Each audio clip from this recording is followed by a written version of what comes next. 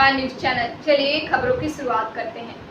समाज सेवी एवं एनडीए के वरिष्ठ नेता राजा चौधरी ने शिक्षाविद, चिंतक और भारतीय जनसंघ के संस्थापक डॉक्टर श्यामा प्रसाद मुखर्जी की पुण्यतिथि एवं बलिदान दिवस पर अपनी श्रद्धांजलि अर्पित की। इस अवसर पर उन्होंने पटना में 2 और रांची में एक स्थान पर फिजिकल एवं एक वर्चुअल श्रद्धांजलि सभा का आयोजन किया था।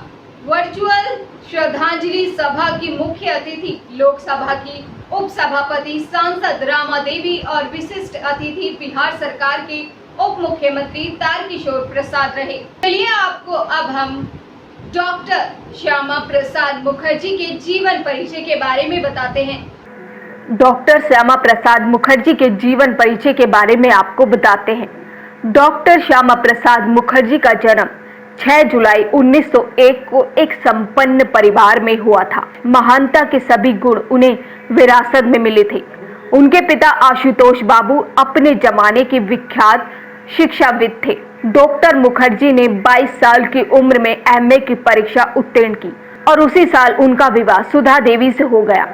उनके 2 पुत्र और 2 पुत्रियां हुई। वो 24 साल की आयु में कोलकाता विश्वविद्यालय सीनेट के सदस्य बने।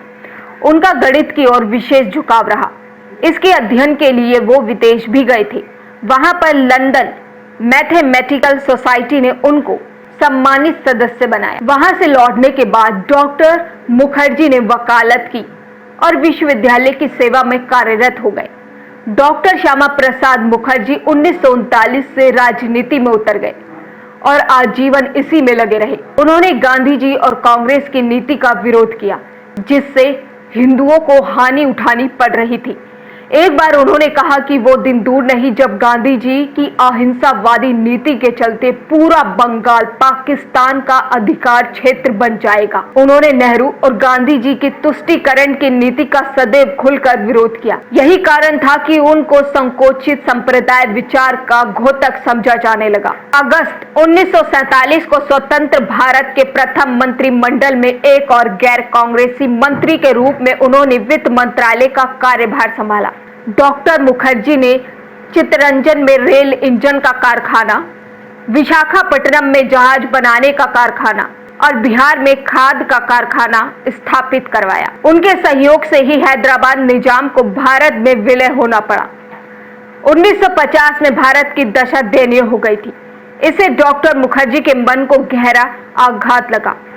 उनसे ये देखा न गया और भारत सरकार की अहिंसावादी नीति के फलस्वरूप मंत्रिमंडल से त्याग पत्र देकर संसद में विरोधी पक्ष की भूमिका का निर्वहन करने लगे। एक ही देश में 2 झंडे और 2 निशान उनको स्वीकार नहीं थे। अतः कश्मीर का भारत में विलय के लिए डॉक्टर मुखर्जी ने प्रयत्न प्रारंभ कर दिया। इसके लिए उन्होंने जम्मू की प्रजा परिषद पार्टी के साथ मिलकर आंदोलन छेड़ दिया।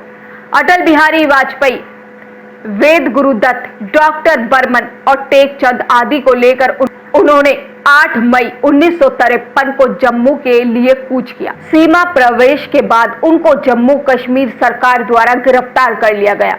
40 दिन तक डॉक्टर मुखर्जी जेल में बंद रहे और 23 जून 1953 को जेल में उनकी रहस्यमय ढंग से मृत्यु हो गई। अभी केवल जीवन के आधे ही क्षण व्यतीत हुए थे कि हमारी भारतीय संस्कृति के नक्षत्र, अखिल भारतीय जनसंघ के संस्थापक और राजनीति व शिक्षा के क्षेत्र में सुविख्यात डॉक्टर मुखर्जी की 23 जून 1953 को मृत्यु की घोषणा कर दी गई।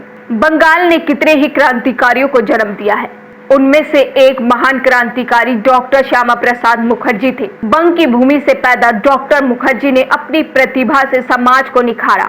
ऐसे देशभक्त राष्ट्रवादी राजनीतिज्ञ डॉक्टर श्यामा प्रसाद मुखर्जी के बलिदान दिवस पर उन्हें कोटि कोटि नमन करता है वैश्य व्यापार न्यूज चैनल। बाकी की ताजा तरीन खबरों के लिए बने रहिए वैश्य व्यापार न्यूज चैनल के साथ।